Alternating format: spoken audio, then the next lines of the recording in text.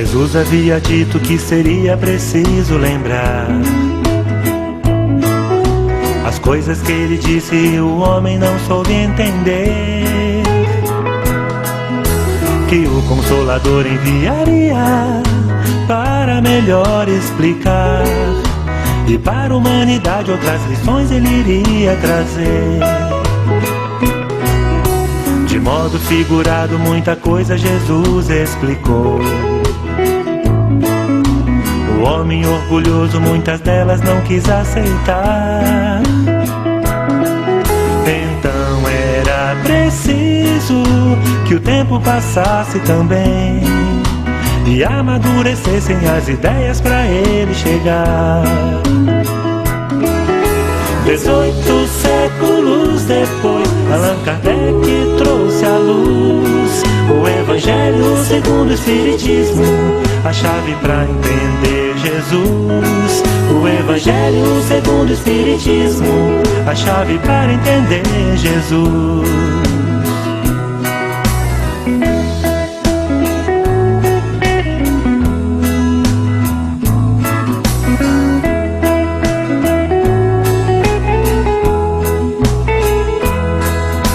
Que o Consolador enviaria para melhor explicar, e para a humanidade outras lições ele iria trazer.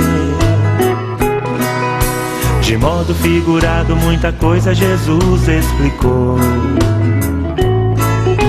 O homem orgulhoso muitas delas não quis aceitar.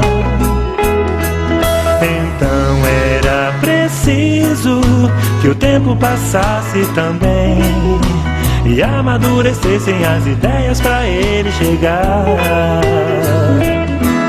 18 séculos depois, Allan Kardec trouxe à luz o Evangelho segundo o Espiritismo, a chave para entender Jesus. O Evangelho segundo o Espiritismo, a chave para entender Jesus. 18 séculos depois, Allan Kardec trouxe à luz o Evangelho segundo o Espiritismo, a chave para entender Jesus. O Evangelho segundo o Espiritismo, a chave para entender Jesus.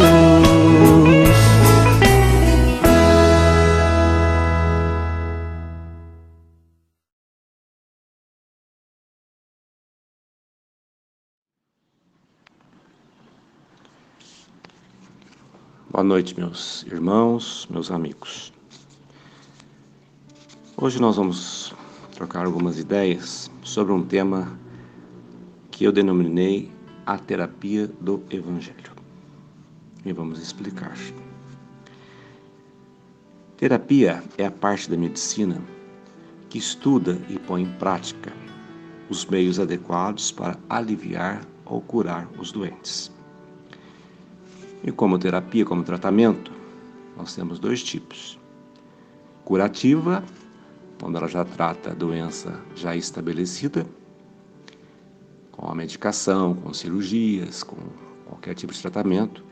E a preventiva, quando se previne as possíveis doenças que iriam aparecer. E como exemplo, nós temos a vacina. Então, nós prevenimos a apresentação de doenças. A dor, em sentido geral, é aquela sensação desagradável e penosa.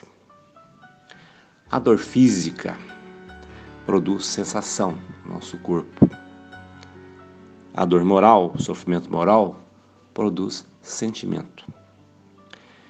Sensação e sentimento podem levar a criatura à depressão e ao desespero, quando não aceitos de uma maneira resignada. Quando a dor reside no nosso corpo físico, indica pontos do organismo que estão lesados, que estão afetados, permitindo descobrir as causas que levaram a isso e remover os efeitos danosos através dos diversos tipos de tratamentos. E quando a dor reside na alma, no espírito?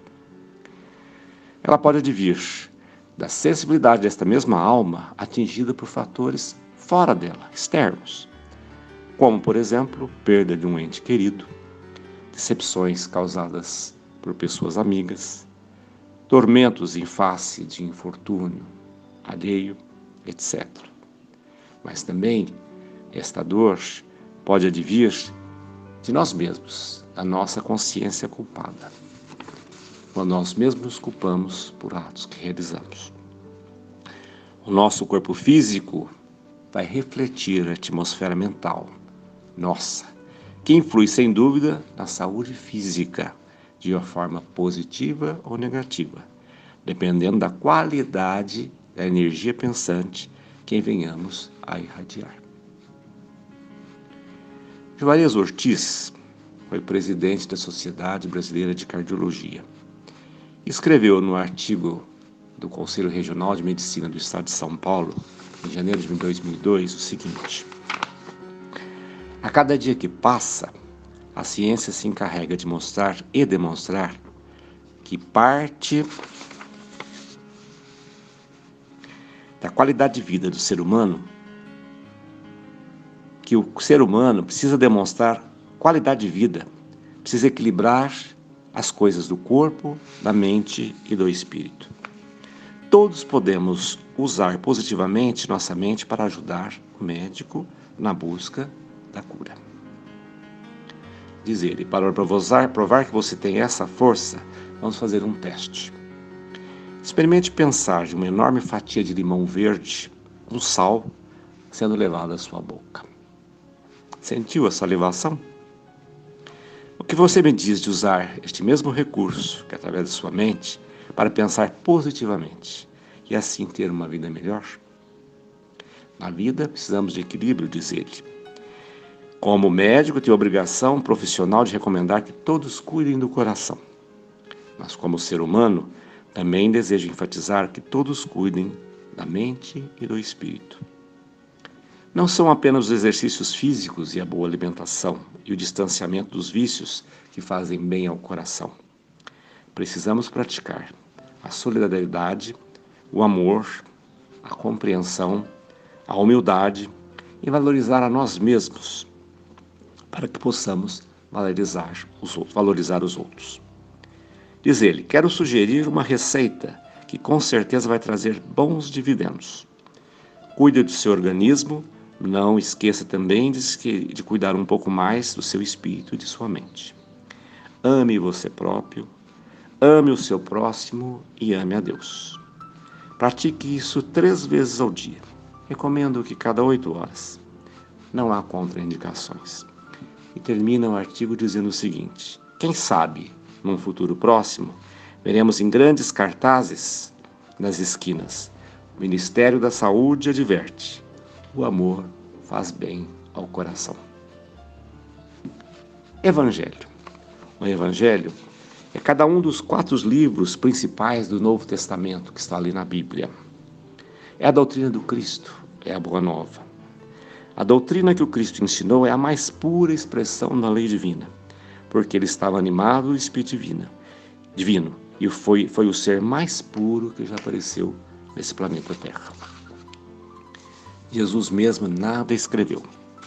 Os 4 evangelistas que eles escreveram os evangelhos, Mateus, Marcos, Lucas e João, redigiram seus escritos muito após a morte de Jesus, sendo que Lucas não o conheceu pessoalmente.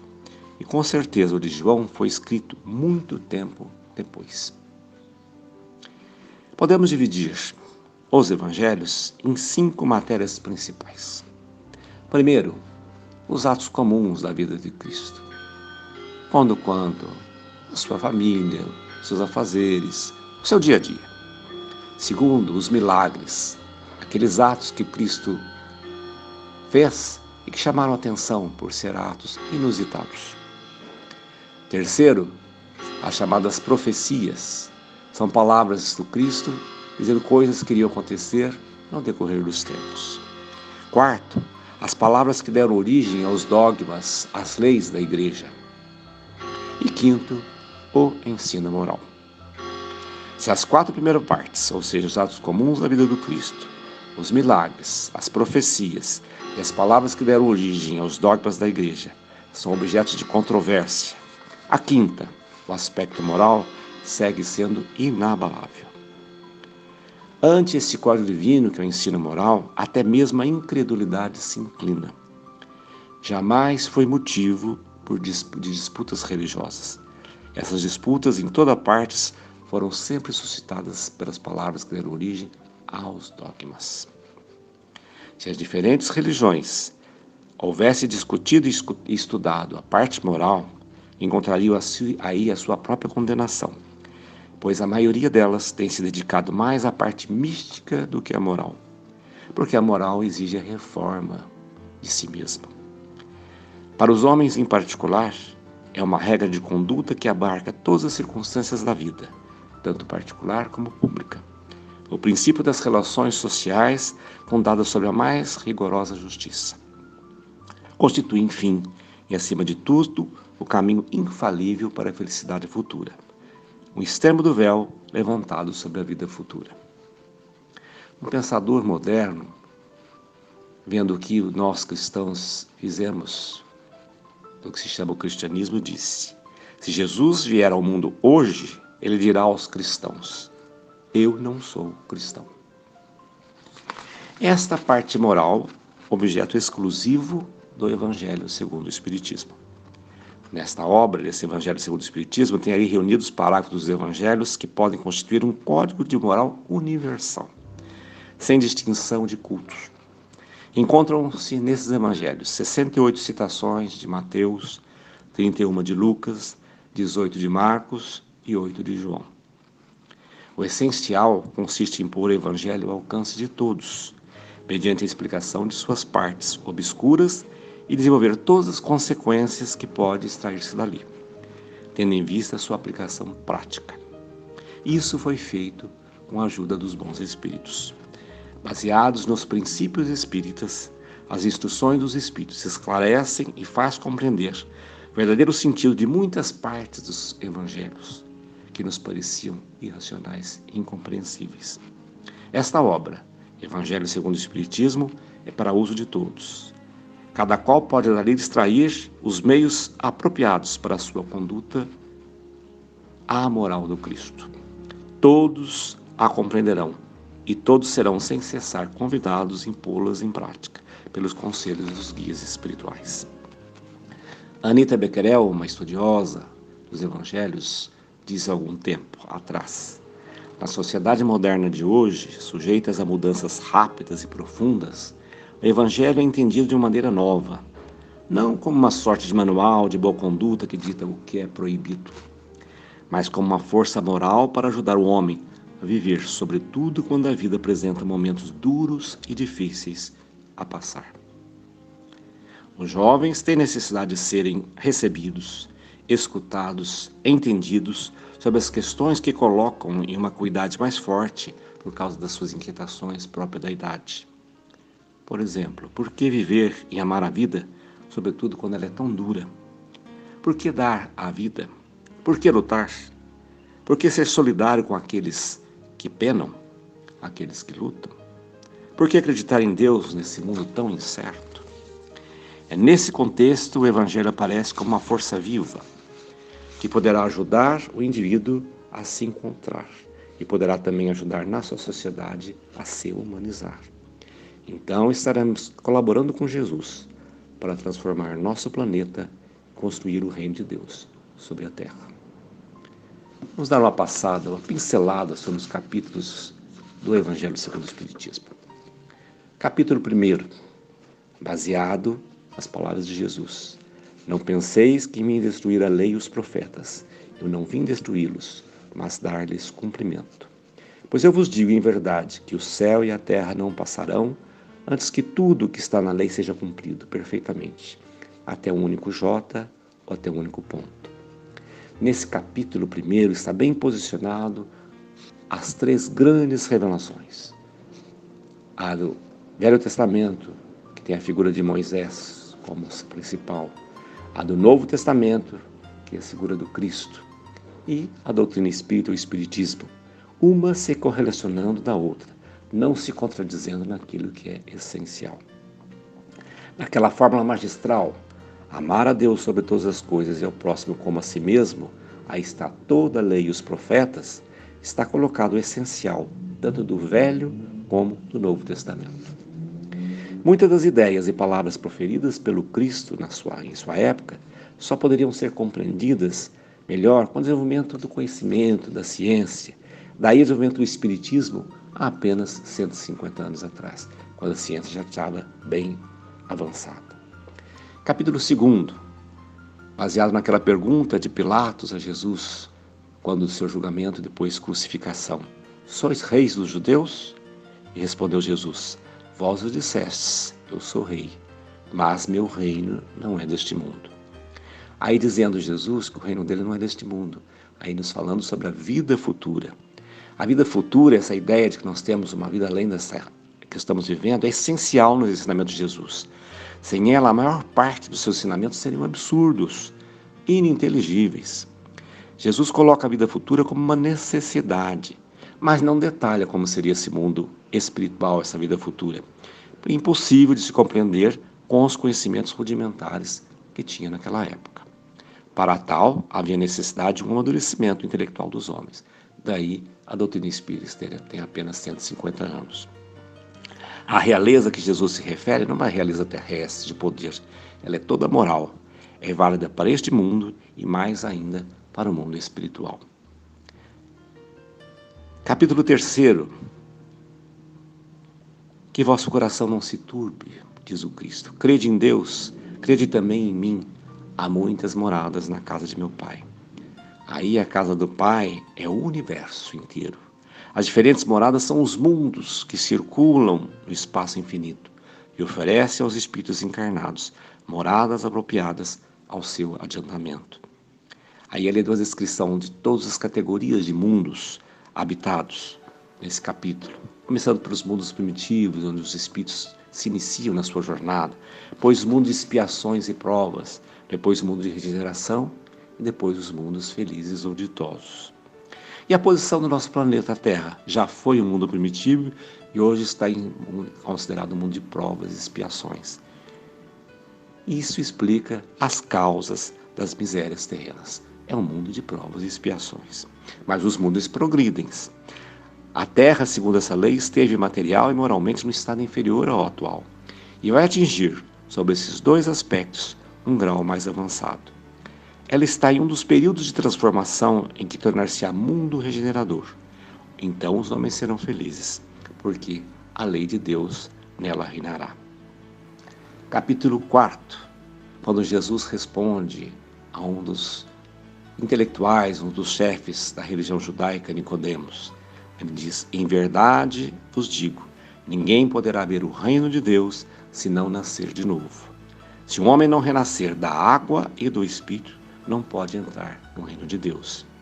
Então, sem o princípio que nós já vivemos antes, ou seja, a nossa pré-existência da alma, e de que nós temos muitas existências, a pluralidade das existências, a maior parte das máximas do Evangelho ficam um pouco inteligíveis. Por isso, deram lugar a interpretações tão contraditórias. Esse princípio da reencarnação das muitas existências é a chave que deve restituir o seu verdadeiro sentido. Quando se observa os fatos ao nosso redor, se quer remontar dos efeitos às causas, por que existe sofrimento, por que existe dor, por que uns têm mais possibilidade do que outros, a reencarnação aparece como uma necessidade absoluta, como uma condição inerente à humanidade, numa palavra, como uma lei natural. Só ela é capaz de dizer ao homem de onde ele vem, para onde vai, por que está sobre a terra e justificar todas as anomalias aparentes que a vida apresenta. Os próximos capítulos, eles estão incluídos naquilo que se diz, os próximos capítulos, na bem-aventuranças, aquela parte do Evangelho das bem-aventuranças, o chamado Sermão da Montanha. Pode-se considerar o Sermão da Montanha como o coração dos Evangelhos, bem como o Evangelho são o coração da Bíblia. Esse sermão é reconhecido até pelos não cristãos. Por exemplo, o grande líder indiano Gandhi, que não era cristão, mas que tinha um profundo respeito pelo cristianismo e pelo Cristo, em declaração afirmou que se por acaso se perdesse todos os livros sagrados do mundo e só restasse o Sermão do Monte, nada estaria perdido. Então, no capítulo 5, bem-aventurados os que choram, porque serão consolados. Bem-aventurados os que têm fome e sede de justiça, porque serão saciados. Bem-aventurados os que sofrem perseguição pela justiça, porque o reino de Deus é para eles. Então, os problemas da vida têm uma causa. Uma vez que Deus é justo, essa causa deve ser justa. Então, as causas dos nossos problemas, eles podem estar na nossa própria vida atual, no nosso comportamento atual, ou eles podem estar também em causas anteriores, em vidas anteriores. E nós esquecemos as nossas vidas anteriores como uma bênção para uma nova oportunidade de refazimento dos nossos problemas na atual circunstância, na atual existência. Aí nós vamos ver que existem os motivos da resignação. A compensação que espera os que sofrem e a resignação que faz abençoar os sofrimentos como prelúdio da cura. Nós nos resignamos porque sabemos que isso vai nos trazer benefício, mais cedo ou mais tarde.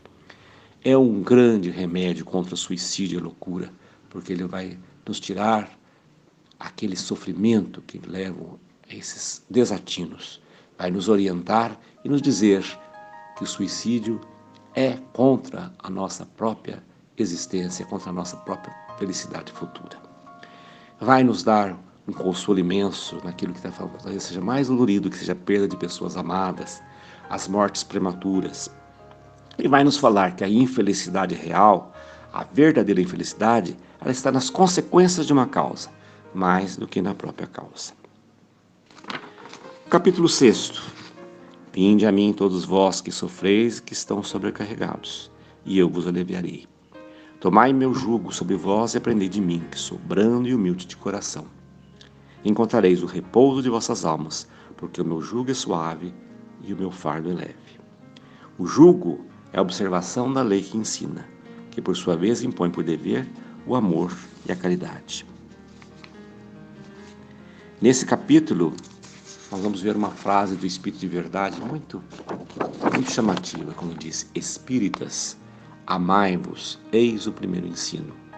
Instruí-vos, eis o segundo. Todas as verdades se encontram no cristianismo. Os erros que nele se enraizaram são de origem do próprio homem. Mas eis que do túmulo que acreditáveis que não tinha nada, vozes vos clamam, dizendo: Irmãos, nada perece. Jesus Cristo é o vencedor do mal. Sede os vencedores da impiedade. Capítulo 7. Bem-aventurados os pobres de espírito, porque deles é o reino dos céus. O reino dos céus é para os simples. Ninguém é nele admitido sem a simplicidade do coração e humildade do espírito. Aí nesse capítulo nós vamos ter uma comunicação que se intitula Missão do Homem Inteligente na Terra. Dizendo que o homem abusa da inteligência como de todas as outras faculdades que ele tem, que ele é agraciado por Deus. Entretanto, não lhe faltam lições para adverti-lo de que uma poderosa mão pode retirar aquilo que ela mesma lhe deu. Capítulo 8. Bem-aventurado aqueles que têm puro coração, porque verão a Deus. A pureza do coração é inseparável da simplicidade e da humildade. Jesus toma a infância, a criança, como emblema da pureza, como a toma da emblema da humildade. O reino de Deus é não que seja aqueles que lhes assemelham. E não basta ter as aparências de pureza. É preciso, antes de tudo, ter a pureza dentro do coração. Capítulo 9. Bem-aventurados aqueles que são brandos e pacíficos, porque deles eles possuirão a terra. Aqui Jesus faz da doçura, da moderação, da mansuetude, da afabilidade e da paciência uma lei. Condena, por conseguinte, a violência, a cólera e mesmo toda expressão descortês com relação ao semelhante. Depois, a humildade para com Deus. A caridade para com o próximo é a primeira lei de todo cristão. Capítulo 10. Bem-aventurados aqueles que são misericordiosos, porque eles próprios obterão misericórdia. Aí o ódio e o rancor denotam uma alma sem elevação, sem grandeza. O esquecimento das ofensas é próprio de uma alma elevada. E o sacrifício mais agradável que nós podemos fazer a Pai, a Deus, ao Senhor, é o sacrifício do nosso próprio ressentimento. Capítulo 10, primeiro. Quando se pergunta a Jesus qual é o maior mandamento da lei de Deus. Ele responde: amarás ao Senhor vosso Deus de todo o vosso coração, de toda a vossa alma, de todo o vosso espírito. É o maior e o primeiro mandamento. E eis o segundo, que é semelhante àquele: amareis vosso próximo como a vós mesmos. Toda a lei e todos os profetas estão contidos nesses dois mandamentos. Aí nesse capítulo existe talvez a comunicação que eu considero a mais bonita do Evangelho, que se intitula A Lei de Amor, do Espírito de Lázaro, e que diz assim: o amor resume inteiramente a doutrina de Jesus, porque é o ensinamento por excelência. Capítulo 12. Amai os vossos inimigos, fazei o bem àqueles que vos odeiam, e orai por aqueles que vos perseguem e caluniam, a fim de que sejais os filhos de vosso Pai que está nos céus, que faz erguer o sol sobre os bons e sobre os maus, e faz chover sobre os justos e injustos. Porque se não amardes, senão aqueles que vos amam, que recompensa disso tereis? Amar os inimigos, coisa que parece impossível. Não é. É ter para com eles, procurar ter nem ódio, nem rancor, nem desejo de vingança. É perdoar-lhes sem uma segunda intenção, de uma maneira incondicional. É não colocar qualquer obstáculo à reconciliação. É desejar-lhes o bem e não o mal. É estender-lhes a mão em caso de necessidade, sem intenção de humilhar. E nós temos inimigos não só encarnados, também no mundo espiritual. Capítulo 13. Quando derdes esmola, que a vossa mão esquerda não saiba o que faz a direita. Diz o seguinte, que não há ninguém nesse mundo que tende o livre gozo de suas faculdades que não possa prestar um serviço qualquer, dar um consolo, abrandar um sofrimento físico ou moral. E a caridade não é só material, a caridade é principalmente moral. Capítulo 14. Honrai a vosso pai e a vossa mãe, a fim de viverdes longo tempo sobre a terra que o Senhor vosso Deus vos dará. Aí ele vai nos dizer sobre a piedade filial. O amor aos pais é necessário também acrescentar o respeito, as atenções, a submissão e a condescendência. Todo aquele que faz a vontade de Deus, diz Jesus, este é meu irmão, minha irmã e minha mãe, explicando qual é o verdadeiro parentesco, a diferença entre parentesco corporal e parentesco espiritual. O corpo procede do corpo, mas o espírito não procede do espírito. Os verdadeiros laços de família não são os do corpo, os do sangue, mas os da simpatia e de comunhão de pensamento, que nos espíritos antes, durante e após as suas encarnações. Capítulo 15. Quem é meu próximo?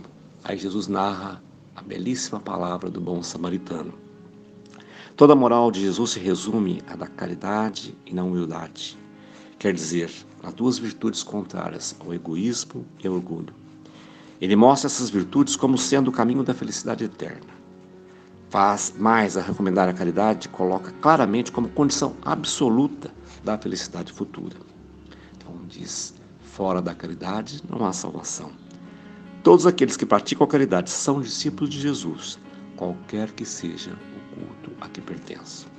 Capítulo 16. Não podeis servir ao mesmo tempo a Deus e a Mamon.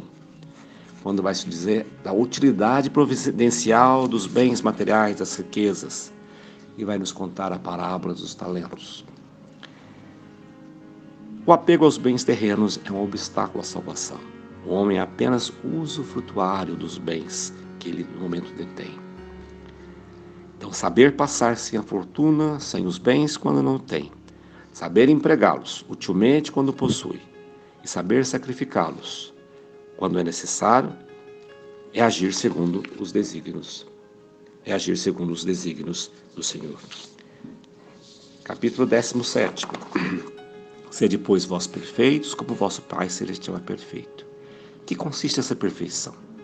Amar os inimigos, fazer o bem àqueles que vos odeiam e caluniam. Uma perfeição que nós podemos relativa àquela que a humanidade é suscetível e que mais se aproxima de Deus. Aí vai falar que o homem de bem vai definir o homem de bem e dizer que o bom espírita e o bom cristão são a mesma coisa. Que o espiritismo, quando bem compreendido e mais sobretudo quando bem sentido, conduz forçosamente à produção do homem de bem. Capítulo 19, porque, por lo digo em verdade, se tiveres fé, como um grão de mostarda, direis a essa montanha, transporta daqui para ali, ela se transportará e nada vos será impossível.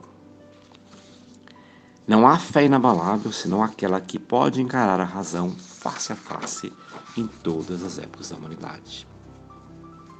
Capítulo 15. Pedi e vos dará, buscai e achareis, batei à porta e se os abrirá. Porque todo aquele que pode, recebe, quem procura, acha, e se abrirá a porta àquele que bate à porta. Sob o ponto de vista moral, aquelas palavras de Jesus significam: pedi a luz que deve clarear o vosso caminho, ela vos será dada.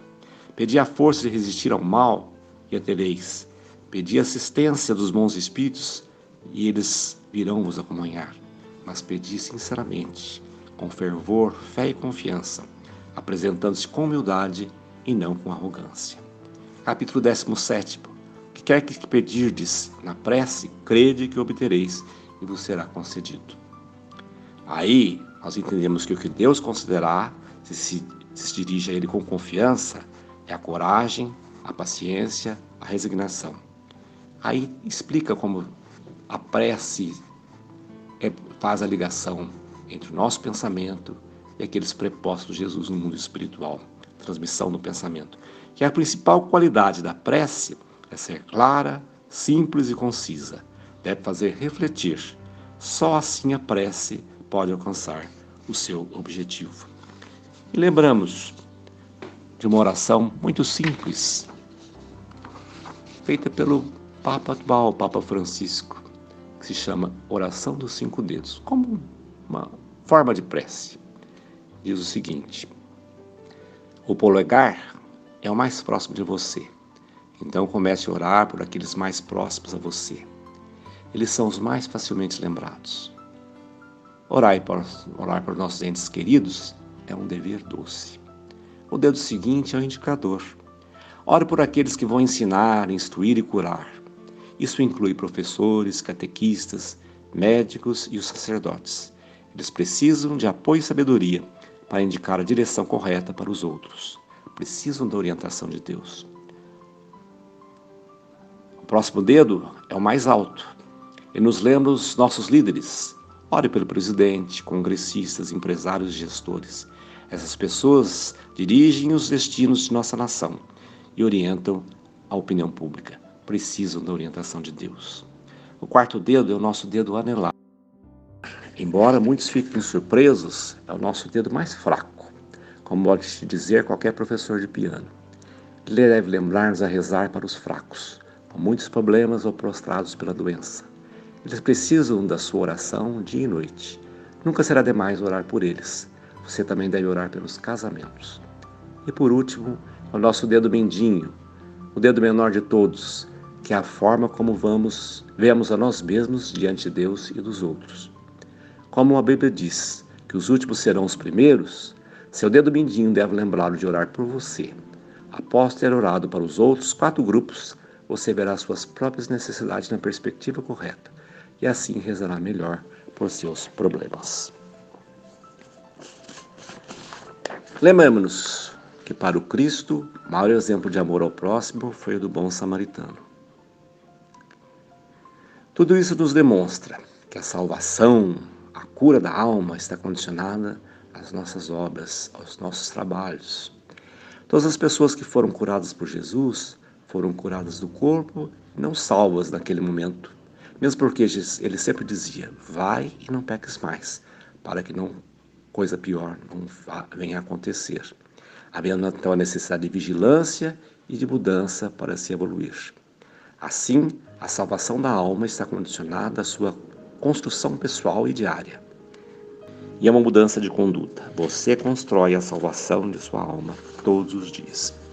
Lembremos a carta de Tiago, no capítulo 1, versículo 26 a 27, quando ele diz: se alguém entre vós cuida de ser religioso e não refreia a sua língua, antes engana o seu coração. A religião deste é vã. A religião pura e inabalável diante de Deus, o Pai, é esta: visitar os órfãos e as viúvas em suas tribulações e guardar-se da corrupção do mundo. A essência do cristianismo está. Tudo mais no cristianismo são acessórios, complementos, ou mais do que isso, adendos colocados por nós mesmos homens no decorrer dos tempos, nem sempre compatíveis com a verdadeira essência. Encerrando a nossa mensagem, nós queríamos falar uma poesia que está no livro Parnasos em Túmulo, do nosso Chico Xavier, poesia de autoria de João de Deus.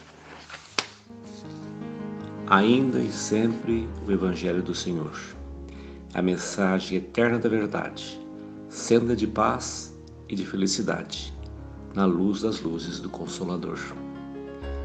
Nos caminhos da lágrima e da dor, ante os desfiladeiros da impiedade, não sabe o coração da humanidade beber dessa água límpida do amor.